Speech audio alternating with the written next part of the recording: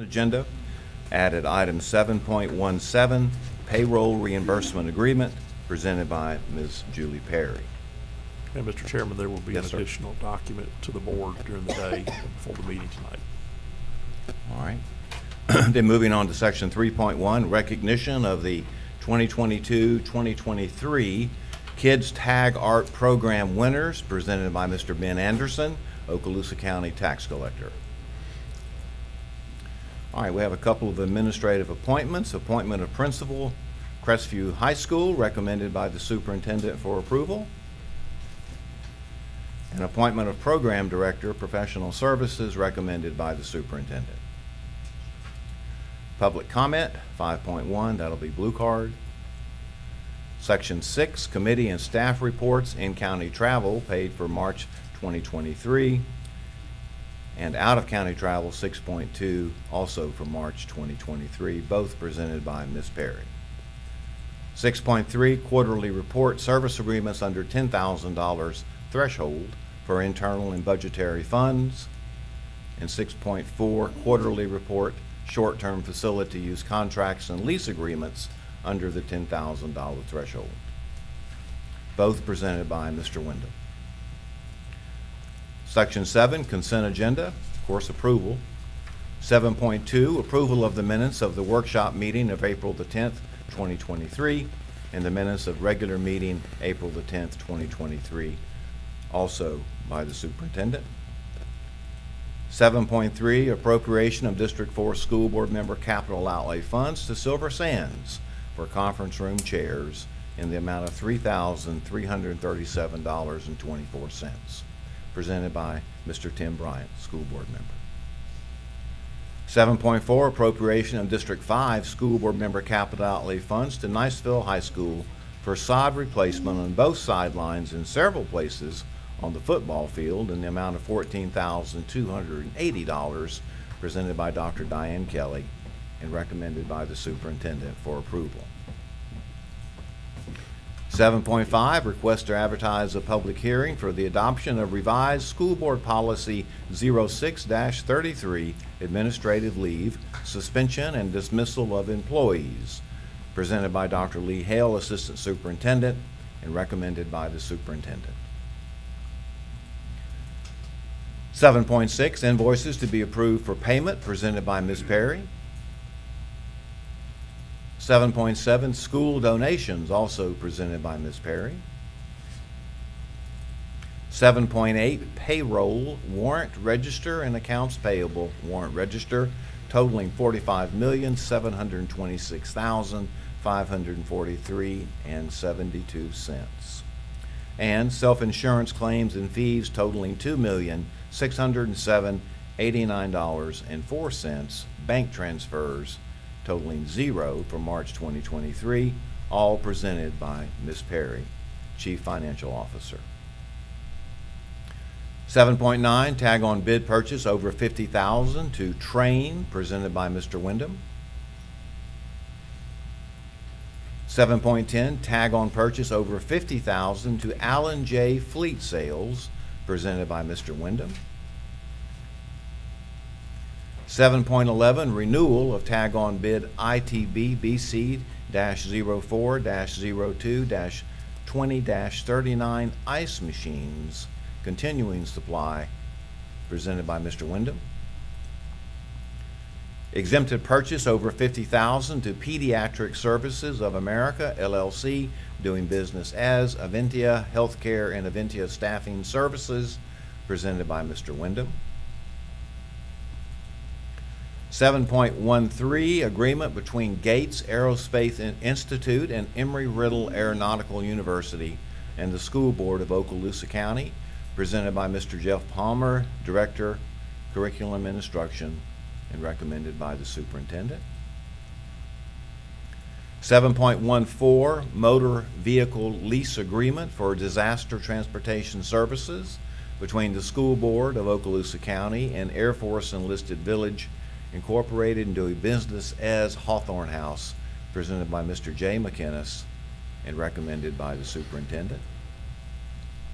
7.15, tag on bid purchase over $50,000 GSC Systems, presented by Mr. Wyndham. 7.16, addition of Surgery Plus program through employer direct health care, presented by Mr. Russ Frakes, Specialist, Risk Management, and recommended by the Superintendent for approval. And Mr. Superintendent, I think you have some folks here. Would you like to call them? Yes, sir. And I think we have Mr. Frakes coming forward. Yes, Good thank morning. you. Good morning to the board members and Superintendent Chambers. Thank you. Here to discuss the Surgery Plus program with you this morning, and just want to share a couple of slides with you here, a little bit of information that we'll review and explain a little bit about what Surgery Plus is and why we're bringing this to you today. So, you'll see here that, it's no secret that medical care, the cost of medical care continues to rise, and can be very difficult for members or our employees to afford. We have excellent benefits, but it's still can be very costly with regard to deductibles, and then co-insurance after that. So if you have a plan that you're going to pay 20% and continue until you get to a max out of cost potentially on some of our plans of $5,000. So it can be costly for our employees. And then there's also can be an issue whenever it comes to surgical procedures with regard to the quality of care that you have access to. Accessing care can be challenging for some of our employees. And then how do you navigate that system as well? That can be daunting for some folks. Trying to select doctors, go through the process of all the pre-procedure process of having testing and that sort of thing done. So Surgery Plus, with the board's approval, will be implemented in the district for our employees so that they can have access to a program that's offered through employer direct health care. And it helps address some of these problems in a couple of ways. Number one, with affordability.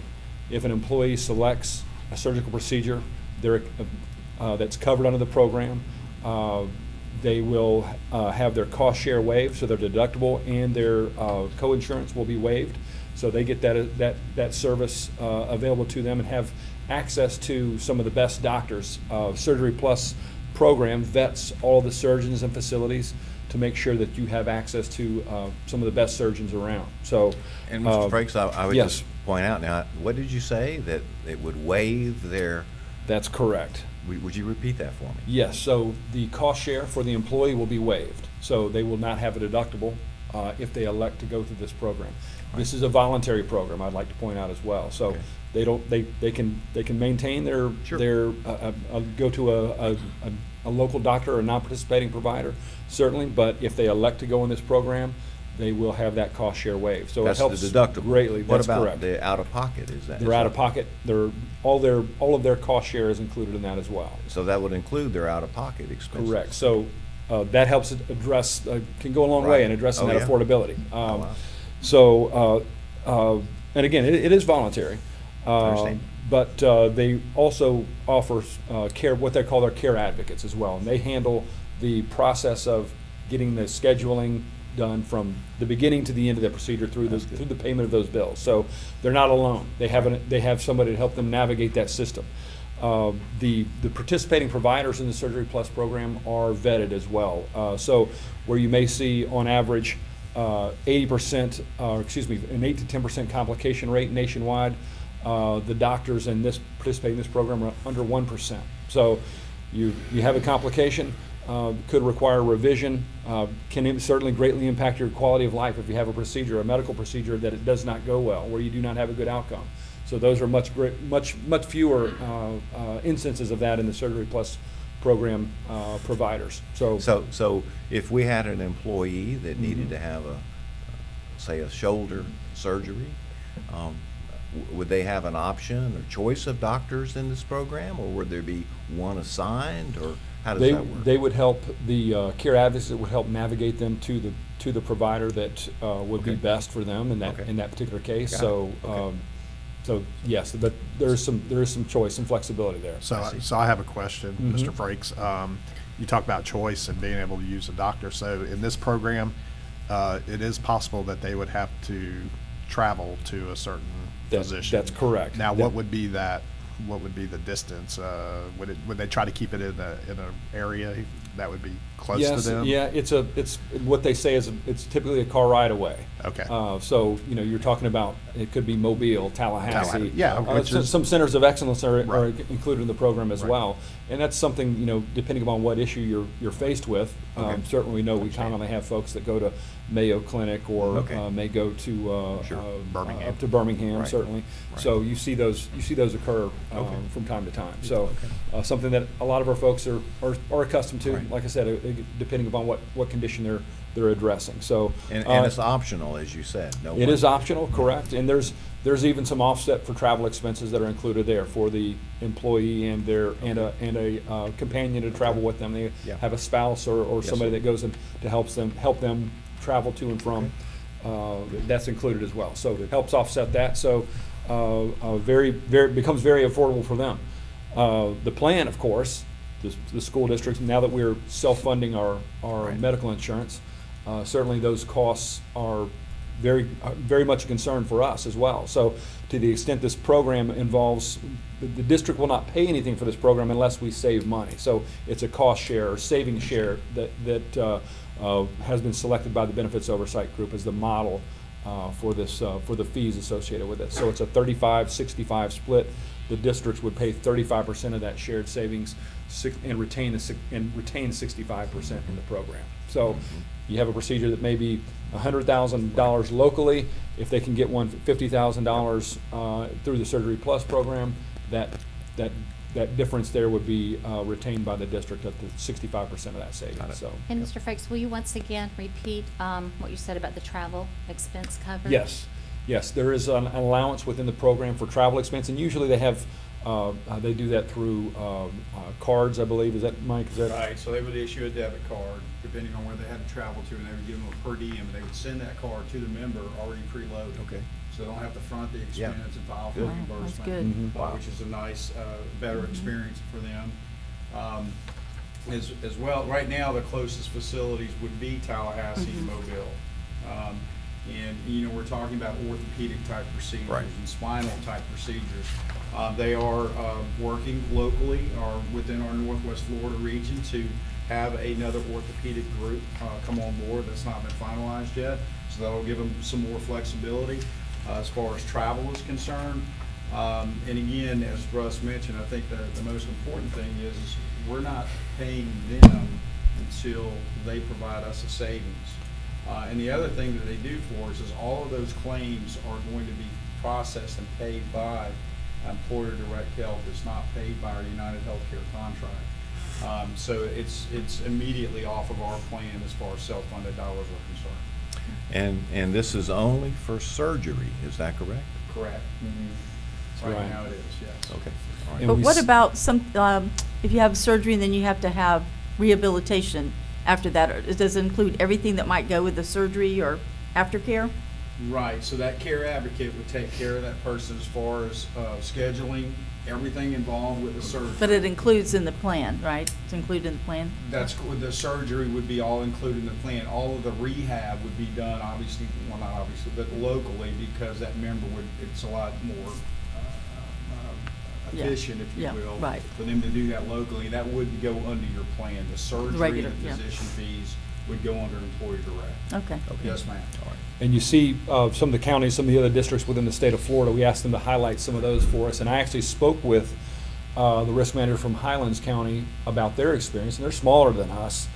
But she indicated that, she provided me some numbers actually, that they had in the 2 years they'd had the program in place, it had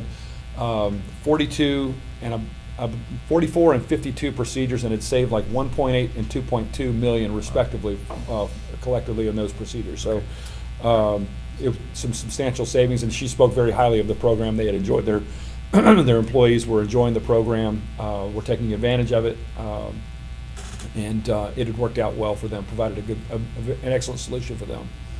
So I think we've covered, I think, Mike, we got to most of this as well, so I think that's, Yeah.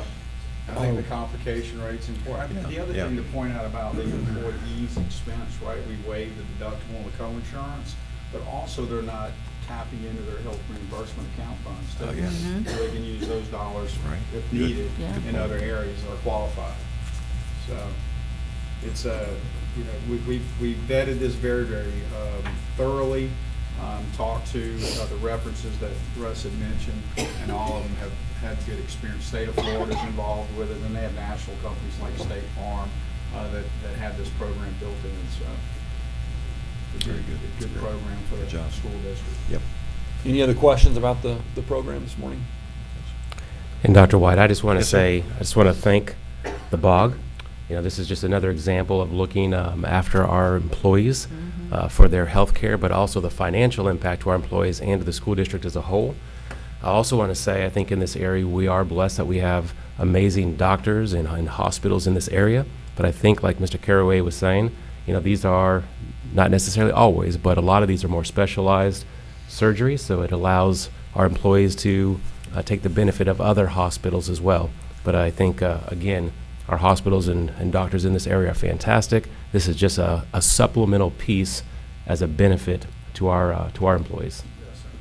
And I just want to thank you for continuing, I mean, since I came on the board and I spoke out about our insurance, Yes, ma'am. it's just a world of difference what we're doing now for our employees, and also, you know, taking care of ourselves as far as, you know, financially and the insurance. So That's right. I appreciate, I know that it must take a lot of time to look up and find these programs and things and make sure that they're good. So I appreciate the BOG and both of you vetting all these programs and checking into it, because we do want to provide our employees, we want them to be healthy, so, you know, they can do their jobs well, and this helps them. So thank you ma'am. so much. Absolutely. Mr. Chair, I have a Yes, sir. question. Go ahead, Mr. Bryant. Mr. Frakes, Mr. Caraway, I was noticing on the offers that they have here, and I noticed bariatric had a star by it. How will that Right. affect our district?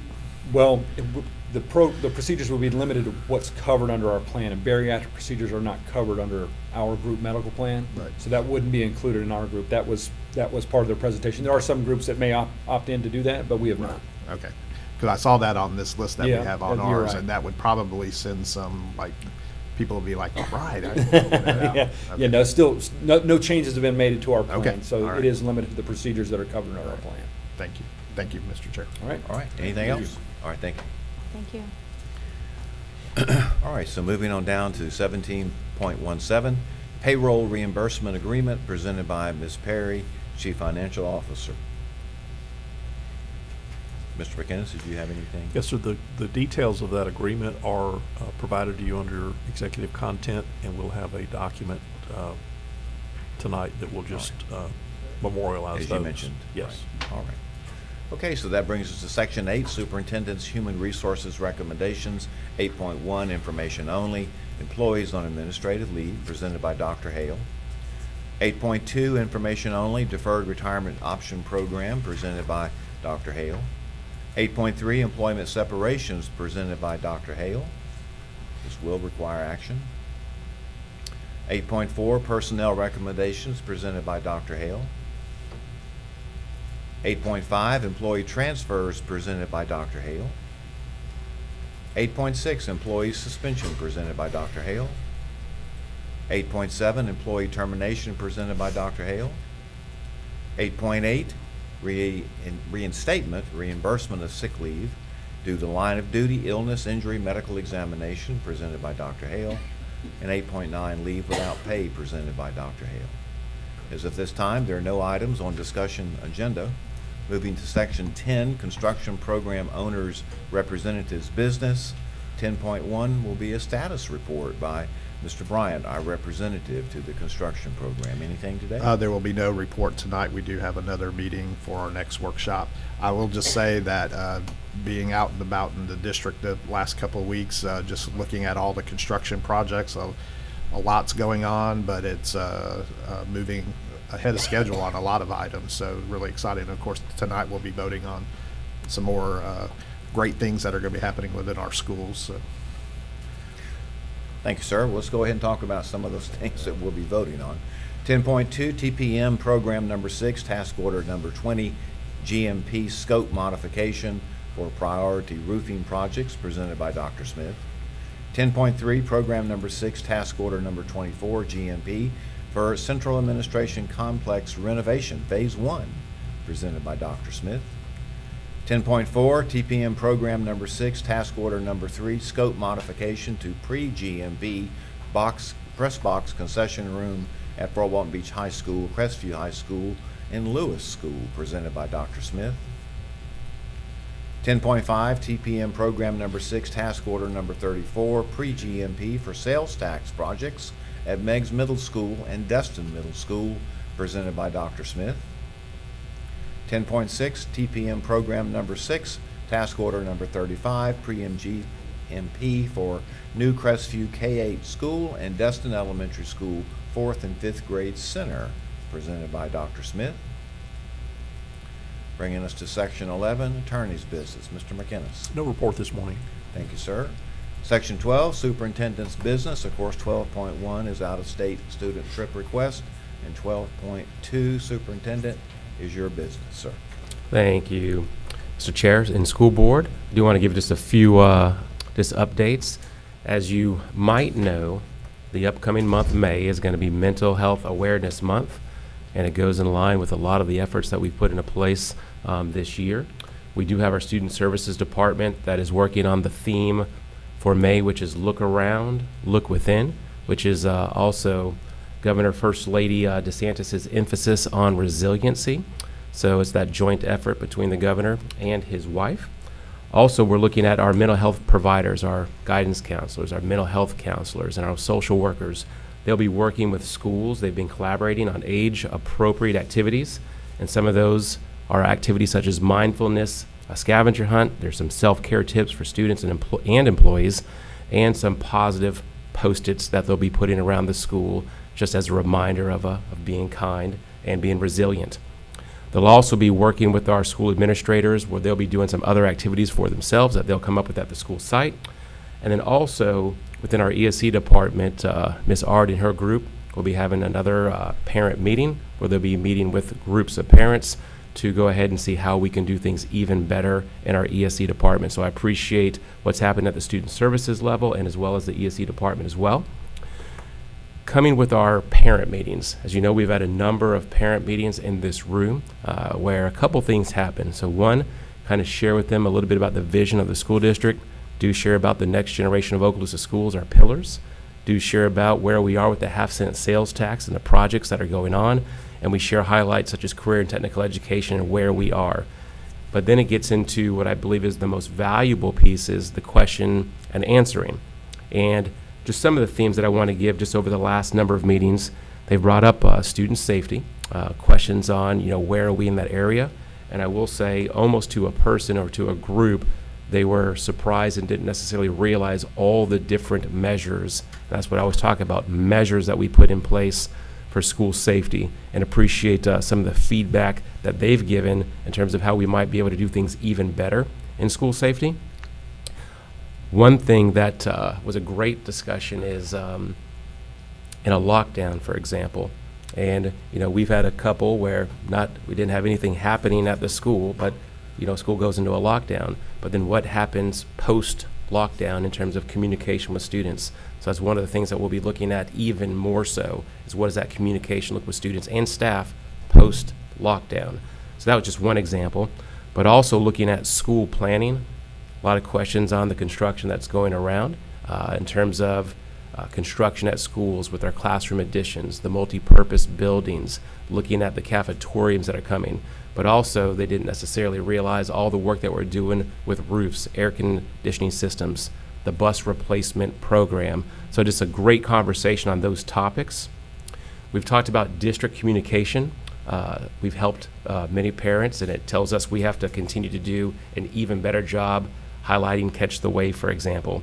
I think we sent it out to well over 10,000 parents, but getting even more parents aware of the Catch the Wave, our apps with Focus and the different apps that we have that provide information, but they were complementary overall on the communication that goes out. But again, there's some suggestions where we can do some things even better, which I appreciated. And then transportation, we had some conversations on that, and especially when it deals with our students with disabilities, a great conversation ensued on maybe sometimes why those routes might be a little longer. and some of them didn't realize that they're door-to-door drops. Mr. Horton did a great job of explaining that, if we pick up a student, when we drop off a student, especially some of our students with disabilities, we don't just drop them off. We make sure that the parent is there. So sometimes that might cause a delay. Just having that good conversation was very good with these groups of parents. And then the last thing that was a resonating theme was the PM testing, the progress monitoring testing. The first test in the September timeframe, then the December-January test, and then of course we talked about the more high stakes PM3 that's coming up, and Ms. Lightbourne will be discussing a little bit about that here in a couple moments. I do want to thank each of our school board members. We had a great time at the Auntie Mitchell Awards, over 600 kids recognized. It was a great event, and I know that I personally received a number of comments on the way out, and just thankful for the way this was put on. And just again, it's just a great testament to the caliber of kids that we have in the school district, and it's a testament to the instructors and school staff that's working with these students, helping pushing them forward. I do also want to share with the board, we've had a lot of communication with students lately. I just want to thank, most recently, Dr. White and I went over to Choctaw and spoke with students. You might have some words to say later today or tonight, but I'll just say we had a great conversation with students. They asked about things such as budget, which I never would have dreamed that they would have asked about. They asked about how we can do things even better with students having the ability to pay in different ways, clubs having the ability to collect money in different ways. So we'll be talking to Ms. Perry about that and how we might be able to do stuff like that and still pass our audits. Because like we shared with them, we have to have audits in mind. We have to do things the right way. But students to be thinking about budget, I thought was pretty impressive. And then lastly, I want to say graduation rates. There was a House Bill 1537 that just provided an amendment. And in this, prior to this amendment, the SAT, the ACT scores were going to be upped. They were going to remove PERT from the equation, and PERT's another assessment that the students can take in order to be graduation eligible. And so this was a huge concern across the state of Florida.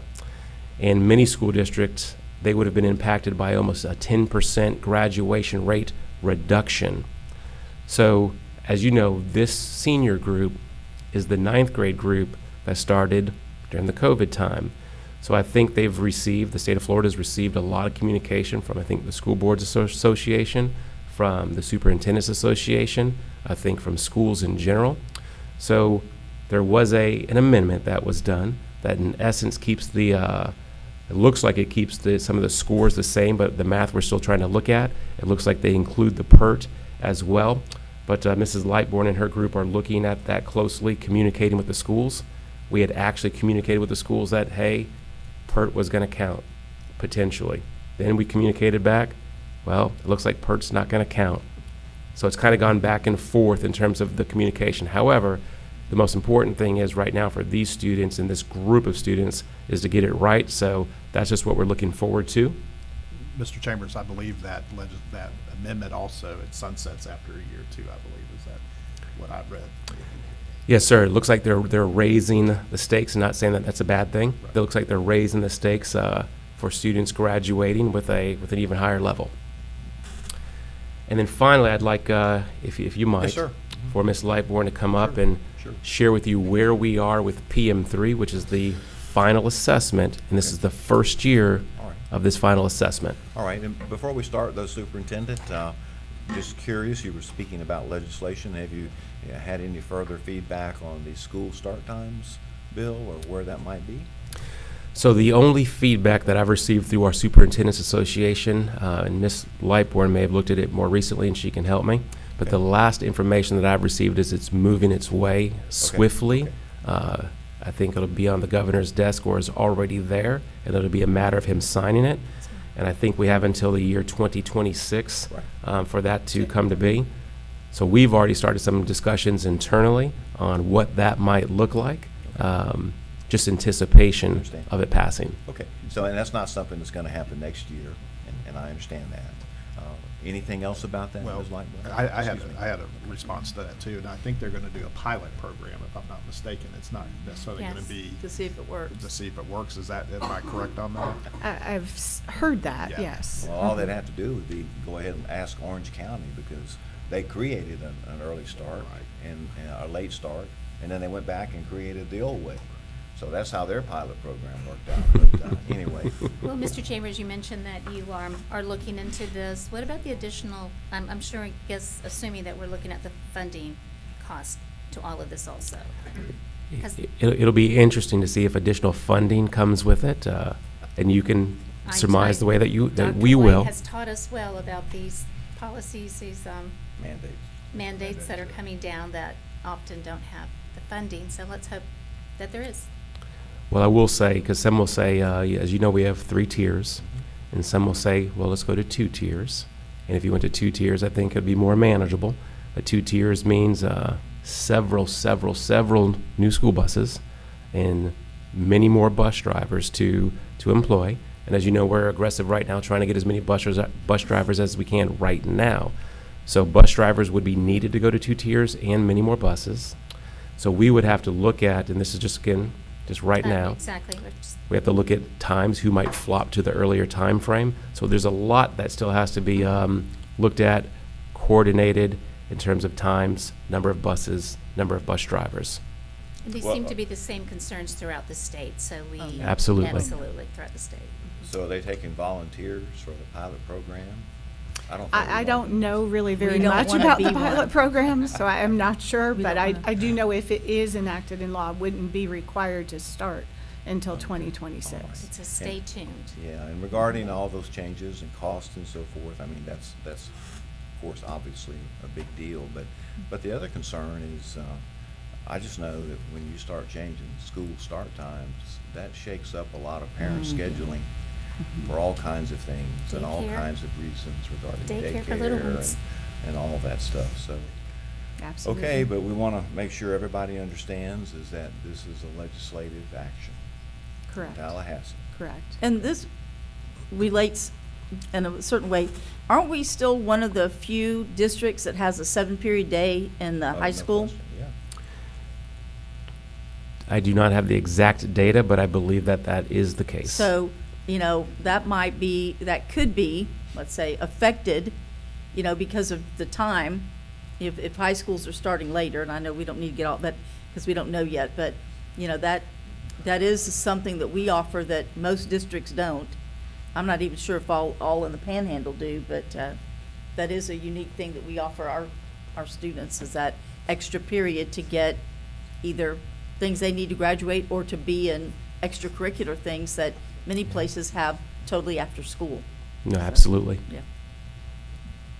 All right, thank you, Ms. Lightbourne. Go ahead. You're welcome. So I did want to give you just a little overview of the FAST assessment, so what's coming. FAST, of course, remember, reading is VPK through 10 and math is VPK through 8. We have completed progress monitoring 1 and 2. The state does not show us growth, but we have been looking at it on our own with growth and comparing ourselves to the state. And we are growing beyond the state's growth, so we're happy with that kind of growth. We're now really focused on PM3, which actually starts May 1st. We'll start some testing. The window opens, so we are very focused on that. I did want everybody to understand that we still have EOCs. Some are still part of the old FSA standards, but others are part of the BEST standards. So writing will be a separate component. It is field tested this year, so it's not being done in every school. Some schools have every grade level, other schools may have 1 or 2 grade levels, and other schools have none. And that is, they will not receive any of those results. That is the field test part of the assessment. And Ms. Lightbourne, how is the writing scored? Is that? So it is a rubric. Okay. So there is I'm not sure the numbers, I Denise understand. would have rattled off the numbers, but it is on a rubric basis. But I think you're asking me a different question. Yeah, are It there is, readers yeah, it is AI. So the assessment, the students will take that assessment on the computer, and then those will be scored AI. However, that's what the field test is looking at. And then if the AI feels like they're not, I guess, not quite sure, then there are some human readers Are they as using well. Chat GPT-5? I don't think so, but, Okay, as a former English teacher, I'm insulted that they're gonna now do an AI after I spent all those years. I'm sure And all Connie those White has something to hours say about that scoring. too. It's, So- the world is changing. Well, that Yes. means it's looking for certain It key is. things in that in that the- win, so that's Correct. what the And it- teachers will go And over. it can and do it student- fast. I mean, Oh, real yeah, yeah, fast. we used to Right, have to and- wait a while to get through those reading And I think the things. state is in the same places as everyone else, is the lack of potential employees to actually read. Well, So the they won't AI need it. is a solution to that as well. So it's the way the world's moving, I guess. Also, I wanted you guys to understand that algebra and geometry are under the new best standards. So although it's not fast, it still has new standards that they'll be assessed on. So both algebra and geometry will be doing that way. Ms. Lightborn, I have a quick question. Sure. So with the first two phases already through, were y'all able to see where students were behind and be able to address those needs with those students? Or is this still a year away from all the data collecting and all that? So we could see that that some students maybe are not making as much growth according to our standard of growth. Again, we don't have a state standard of growth. We also are continuing to use iReady, which really pinpoints students' needs. So if we see a student in FAST, let's say that's scoring a level 1, then we look at their iReady scores and see where is there a need and where can we support them. So we have both. So it's like when you go to the doctor, you do one blood test that tells you, yeah, you're sick, and then you do another blood test that pinpoints more of what's really wrong and how do we remedy it. So we have both of those going on, so we are supporting students that way. Yeah. Yeah, and I think the plus to this was that we're catching it earlier instead of at the very end like it had been in the. Correct. Yeah. I mean, we've been doing iReady for several Right. years now, and I think we've been trying to catch as Right. early as Well, what I'm getting possible. at is that the testing is happening in the year instead of at the very end where we're, Mm-hmm. seeing that where a child might be behind. So, but we're able to react and help them early on instead of. Absolutely, absolutely, yeah. The next part is that our schools are really focusing on PM3 now. So PM1 and PM2 are really progress monitoring. But then when you get to PM3, that is our assessment, the big assessment. It's just like FSA was, still has the same implications. So we still have third grade retention connected to it. We still have graduation. It's a 10th grade test, but that's the 10th grade ELA test that is connected to graduation. So our schools are, because we've been testing so much now with progress monitoring, I'm not sure if students understand the importance of PM3. So the schools have really been working with students, working with families. They have things on their websites. We're asking parents to make sure that their children are getting a good night's sleep and eating a good breakfast before assessments, just like we used to do back in the FCAT days and FSA days, right? But just making sure that this is important again, because when you're taking a progress monitoring test so many times, sometimes kids are like, oh, Right. it's just another test. Well, it's Test to not. be- There's lots of implications that come with this. So we really want families and students to understand that. So many of our schools have a second semester push. They have mottos. I think Riverside's was fly to soar. A lot of them have little wrist bracelets, and they're saying those statements continuously. Principals are going into classrooms, talking to students, making sure that everyone understands the importance of the assessment. So how do parents know, and how do we know what students are scoring? So with the FAST, because it is all on the computer for the most part, we can see those scores. Teachers can see those scores 24 hours after students take it. That includes the algebra and the geometry because they're on the same platform. Even though they're not fast, they're still the best standards. We can see those within 24 hours. So that way, our teachers in our schools can react immediately. If a 10th grade student hasn't passed, what do we need to do to get them to the point? And of course, we still have a couple more years for them, but that's important to know. Third grade, go ahead. How fast do you get the aggregate overall picture of how our students did? That In won't be- comparison, that takes a while. The state will have to turn that around, and we haven't done that yet, so we Okay. don't really know the All turnaround right. from the state as far as a comparison goes. All right. So we will have student scores immediately. We'll act on any potential retentions or graduation requirements immediately, contact those families immediately. But then the nice part is there is a parent portal that the state, it's a state family portal that the state provides, that the parent should be able to see their student scores a week after their student takes the assessment. So keep in mind, our students will be taking assessments, as you guys know, over time, right? Because there's so many different assessments. So they might take the ELA one day, the math another day, the science another day. Science will not be available on this portal because it's not part of BEST, but algebra, geometry, and then VPK through 10, ELA, and then the same for math through 8th grade will be available. So what parents are about to get, and they got this before, they got it when we were doing PM1 and PM2, but we're sending it out again because this one is the big one, right? So there's a how to access the family portal, and then on that, Beth Barnes has provided every school with, for every student, their ID information to get into the portal. So that'll be on there, stuck onto there, and then those are going home this week. Some may have gone out as early as Friday. So parents will be able to access the portal. This will be on our website. However, without the student access information, they wouldn't be able to do anything. So they do need that piece of paper. So that we need to be checking backpacks because that will be coming home for parents to be able to access that portal. So let's say they do ELA on Monday. By the next Monday, they should be able to check that. But let's say they don't do math till Friday. Well, they're not going to see math when they check the ELA, right? That'll take another week.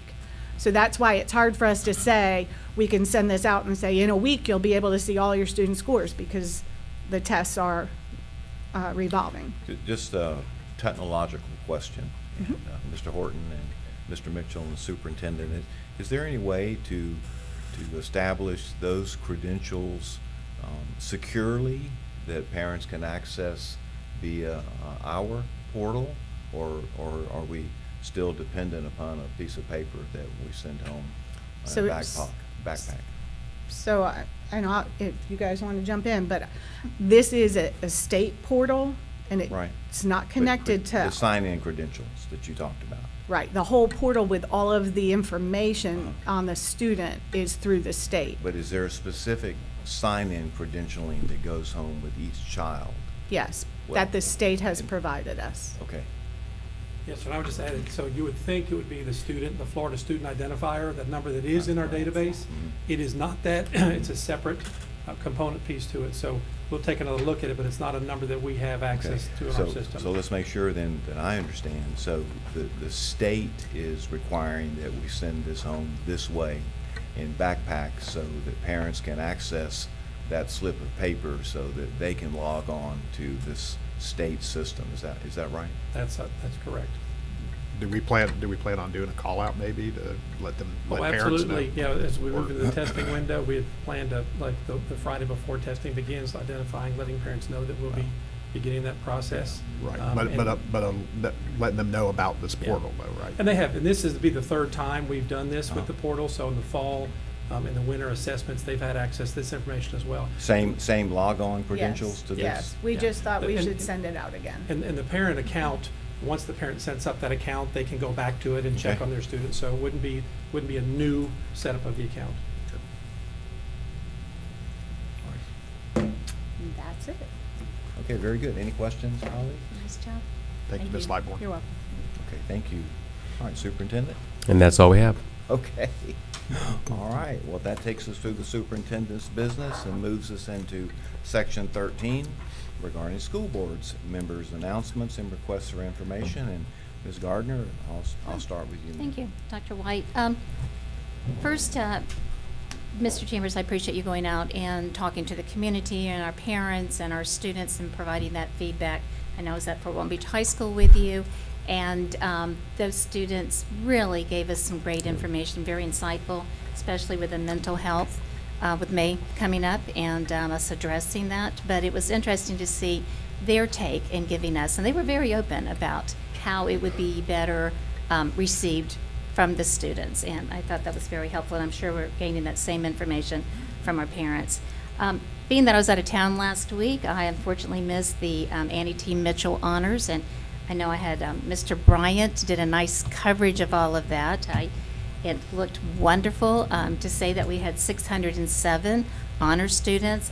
That was tremendous, and I congratulate all of those students who were in several of the pictures. You see the parents ear to ear grinning, and the students and their awards. It seemed extremely nice, as it always is. Also, a shout out to Rachel Allen. She was one of the students at Fort Walton Beach High School that we were sitting and talking with, who received the Peggy Gordy Bruner Award. And she again represents Fort Walton Beach High School, and sharp, very articulate young lady right there. And we don't know who won this until the day of until you announce it. So I was very happy to see that. Speaking of Fort Walton Beach High School, Jacqueline Sheffield, that was named one of the 3 finalists for the Presidential Award for Excellence in Mathematics Science Teaching, highest honor for our teachers in the field of math, science, and, sorry, I just doubled that. She is, I love that she was a Fort Walton Beach alumni and has been there for 20 years. And, we see often that so many of our teachers have been students at the schools that they are coming back to, and says a lot about our schools. And also, and I know we've mentioned this, but Shonda Chris at Plu Elementary is one of the 5 finalists. So this summer we will be waiting for to hear about Miss Sheffield and Miss Chris to see how they are going to place in the state. And in our books, they're number 1 already. So best of luck to both of those. And I believe, Dr. White, that's just, we have as returned and all a stack full of invitations to a lot of events coming up, and look forward to attending all those events and to recognize our students and their hard work, and also our teachers and what they've been doing to get the students to this point. So, Thank that's you, all. Ms. Gardner. Thank you. Very good. Ms. Evancho. Yes, thank you, sir. Okay, from the Public Schools Foundation, we're going to have our pickleball tournament this weekend. Can't wait to see how that goes. And right now we have over 160 players and lots of community sponsors for this first time. So can't wait to see. I'm sure it's going to be a great success. Want to thank Debbie Tate, who's pulled the load on all of this. Also, the Public Schools Foundation, in cooperation with the Eglin Federal Credit Union, got a Wells Fargo grant to do a reality event this Wednesday with Laurel Hill students on financial literacy. So what these students have to do is they're going to be going through a group and going through different booths where they have to buy a car, maybe even buy a house, pay for their groceries, and have a real simulation of what it's like every day to have your money and what you spend it on. So I think this is a great benefit for these students to be able to do that, and I'll be participating in that. I'm excited about getting to do that. So I want to congratulate some Baker band students. All of the students who participated in the solo and in ensemble contests received superior ratings, all of them. So I'm very appreciative of what those students do up there at Baker. Also want to thank the Okaloosa Public Arts Organization. They always have our students submit art, and they put them on banners down in the town of Cinco Bayou. And they did that the other day, and we had 4 students from each of our high schools get chosen. So when you're driving down that way on Eglin Parkway, you can see their banners there. Also want to thank the Emerald Coast Science Center for coming out to Baker about a week ago and did an elementary science night. brought all their things there. It was great to have the parents and the students there enjoying some science. Also want to congratulate Mr. Jeff Peters, who is a product of our school district, and yes, Mr. Bryant, a former student of mine. He was named the city manager of Fort Walton Beach recently, and you know, a lot of things going on in Fort Walton Beach with the new bridge starting construction, a change in the whole downtown, which even if you don't live in Fort Walton, in our county, you have to somehow get that way. It's going to affect a lot of people and be a little bit painful for a while, but ultimately going to be really nice. And then the next thing I want to talk about is last week, Mr. Bryant and I attended a meeting of school board members throughout the Panhandle. It's the first time the Florida School Board Association has hosted regional meetings. So he and I attended this, and we had, 30, 40 members 30, there yeah. from throughout the Panhandle. And I was saying earlier, what's good about going to these meetings is, one, you get to talk with other school board members who are facing the same situations, so you can kind of commiserate on what's going on. And then it's also a very good eye-opening thing to come back and go, whew, I'm so glad that I'm a school board member in Okaloosa County, because when you hear of some of the other things. But one thing going into mental health that we, there was a specialist there who was from a company that talks about software they're using to help with students who might get on devices and talk about depression or concerns. But one of the things that she brought out that was particularly troubling to me, and I don't know if you're hearing it as we do our fireside chats, because I've not done mine with Baker yet, was that the number one thing is that students said they did not feel safe at school. And of course, I didn't grow up in that generation, and it makes me sad. So I hope that, and I know that we're doing everything we can to get out there, that we're doing what we can to make our schools safe. Because I would hate for a student to feel that way. And of course, we can't stop the media coverage of what happens, but that was sad to me to hear that that's the number one concern of students is they don't feel safe at school. And of course, you can't really learn if you're worried about, not being safe there. So I know that that's continuing to be on there. So Well, and if I'm. No, go ahead, go ahead. I think it's interesting in going back why, going to these different areas and talking, because at Fort Walton Beach High School, when you mentioned safety and concerns and suggestions, they were like, what? I mean, what do you mean? I mean, That's they were good. perfectly, felt safe. It really wasn't even an issue. So I think, to your point, Mm-hmm. getting the word out and the communication and maybe different areas that maybe we need to buff that up a little bit, but it was, because I thought we were really gonna get some type of, we see the, whatever.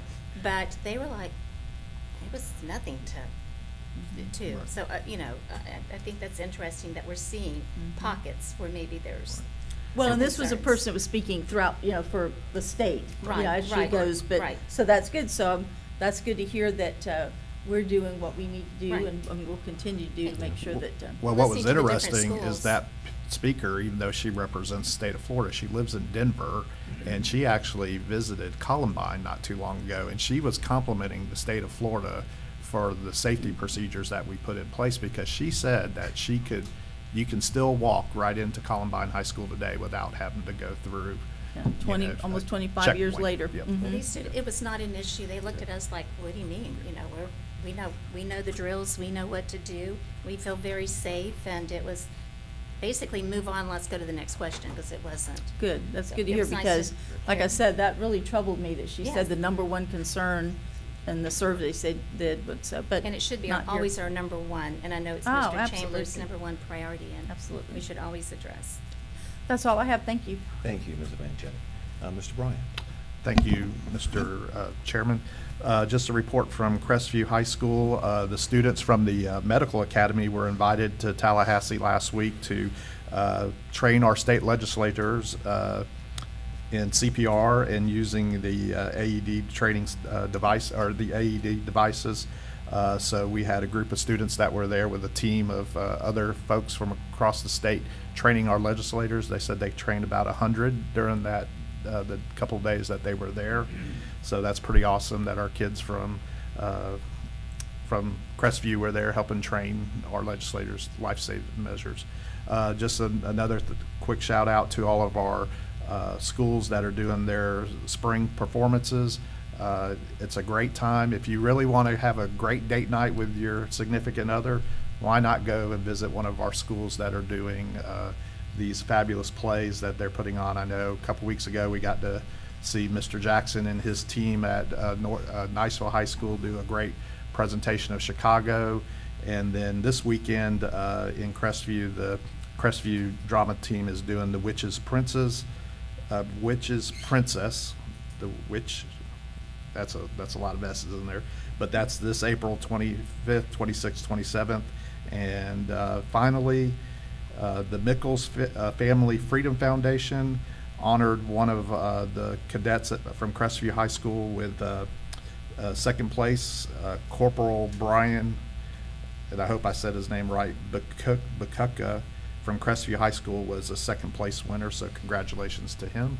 And with that, that's all I have. All right, thank you, sir, thank you. And Dr. Well, White. Yeah, go ahead, Mr. And I Chambers. apologize, but what Mr. Bryant did not mention is, as you might know, every year or so there's a new president of the Florida School Board Association, and Mr. Bryant interviewed for that position, and he was selected as the Florida School Board Association president. Awesome. So that That will be it's a- for 24-25. Okay, and okay. that's a great testament to Mr. Bryant, to our school district, and I know that he will represent us and the state of Florida very well. Yeah, you. it's awesome. Good job, good job, good job. All right. Thank you, Mr. Superintendent, for sharing that. Well, I appreciate you mentioning our visit at Choctawhatchee High School. Just a couple of things that I'd like for my colleagues to know, and maybe the other folks to know, is that I guess we had about 150 students there. We did. And, big group, and lots of questions, and I can't even remember how many questions there were, but I can share with you that we were there for about 3 hours. Wow. So it was a good experience, and I agree with you that it was interesting that we would be talking with high school students ranging from freshmen to seniors about things like budgets and those kinds of things, and I appreciate it. In some cases, some of those students even brought some solutions or suggestions for their questions or issues that may have happened. I guess today's meeting has given me pause for thought on a couple of things that I heard, and that is the AI grading. That'll be something that we'll all find interesting, and to see how all that works out. And also regarding the parent portal, and that's something, as I understand it, just vaguely from today's meeting, that's being managed and run by the state. And so I'm curious though, do we get any feedback about statistics regarding the numbers of our parents that might be accessing that information? And then I have one other question about that as well. I'm sorry to call you back up, but like I said, after hearing these things, it's given me some at least immediate pause for thought. Go ahead. Well, so certainly as it relates to that portal, it's not the only place that a parent can go to get information about their child's testing performance. Okay. From any school, just through contacting the school. Once the results come out, the school could print off the results and provide the parent with a copy of it. So there's no mandate that the parent must use the portal No, to get sir. the student's But information. I'm curious about, do we know what percent, for example, No, sir. of parents that are looking at that information? No, sir. No, we don't get any feedback on that. Okay, all right. And then the only other question, and you partially answered it, is I remember in the old days, and we're well beyond my time, schools would send home reports with students, and schools would in effect be sort of responsible for getting that information to parents. So does this portal alleviate us of that of that duty, or how does that work? Ms. Lightborn, you look like you're ready to come forward.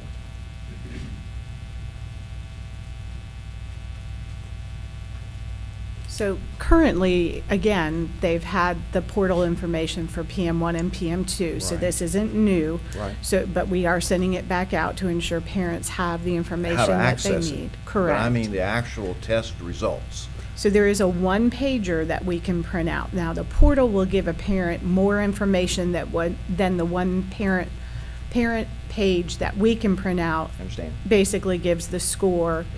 The portal will show them the 3 scores Okay. that they've made and the growth that they've been making. So the portal is a much better option for the parent. They'll see more, but we absolutely can print out the one page and backpack that home as well. Well, and of course, I'm revealing my ignorance here, but when parents access their child's grades, for example, is that information, or will those scores be there that they'll see? So eventually, once the state does what they need to do and then we do what we need to do, those scores will be in focus. So eventually, they will be there. It won't be a quick turnaround that. like it would be if they went to the portal, the state portal. The state portal is going to be much, much quicker because we'll have to receive the information in a batch. I don't know the exact language, but Joe would get it, and then it would have to be worked to get into our system. So that would take some time by the time we get it from the state, but the family portal will be up a week later from when the student takes the test. So if I understood you correctly, parents that had inquiries about their child's test results could inquire at the school, and the school could print out a one-pager. Is that correct? Correct, yes. I And- mean, and- and if the parent had a concern, they can always sit down with the guidance counselor and they could look at all the information that is involved with the child, including grades But and if a former parent- tests. If a parent doesn't make that inquiry, then they're on their own, so to speak, to go to that portal. Yes, I mean, we will likely, we're still in the process of figuring this out, but we will likely print the one-pager for elementary because they tend to check backpacks there. Secondary, typically, they would go to the portal. Remember, for secondary, we have not been printing report cards, and even elementary now, we've not Right. been printing report Right. cards for a while. That's right. So parents are used to doing these things electronically, so they're going to get their grades that way. They will eventually have those scores in that same platform, but the quicker way to get those scores would be to go to another portal. I understand. Well, if you have any input with the state, it sure would be nice if we got some kind of feedback statistically regarding the number of folks that are looking at those things, because we all know how important they are. And just be curious about that. No, absolutely. And I think you can see, I'll just say this, I think from PM1 to PM2, there's some upgrades that occurred at the state level that likely will occur again in PM3. And I think Ms. Lightborn and her group, Mr. Horton and his group, we have to get this information and be able to see what exactly it looks like. I know Mr. Peterson will be waiting eagerly to be able to get it so then he can process everything within our system. And I know that we're backpacking this sheet home, but I'm sure we're putting it on the website as well. We have the ability to send it out through our email blast as well. So we'll definitely be communicating this information because to your point, Dr. White, where they used to receive the hard copy, here's your score. I would imagine it wouldn't be anyone's intent that we would just hope that the parent goes to the portal. And we know many will, and there might be some who don't have that ability to do so. So we'll have to have the good communication. But I think, again, with this being a completely new test, I know that Mrs. Lightborn and her group are eagerly awaiting, I'll even say final communication to make sure all of this is as smooth as possible, and I have no doubt that it will be. Well, and I say, Ms. Lightborn, a lot of valuable information here. The bottom line is if any parent has questions, need help in any way at all, they can always contact their school. Absolutely. And that is That's the bottom line. That's the bottom line of all of this. They can Mhm. contact the school. If somebody in the school will walk them through it or print something out, answer questions. It's new to everybody. So I Correct. say contact your school. Correct. All right. Yep. Thank you, Ms. Blackmore. Thank you, Superintendent. All right, that's all I have. Normally, of course, the chair always asks if there's any other comments here from staff or the union. Okay. And the last thing on here will be general public comment for any other items, and that'll be yellow card version. Without anything else, this meeting's adjourned.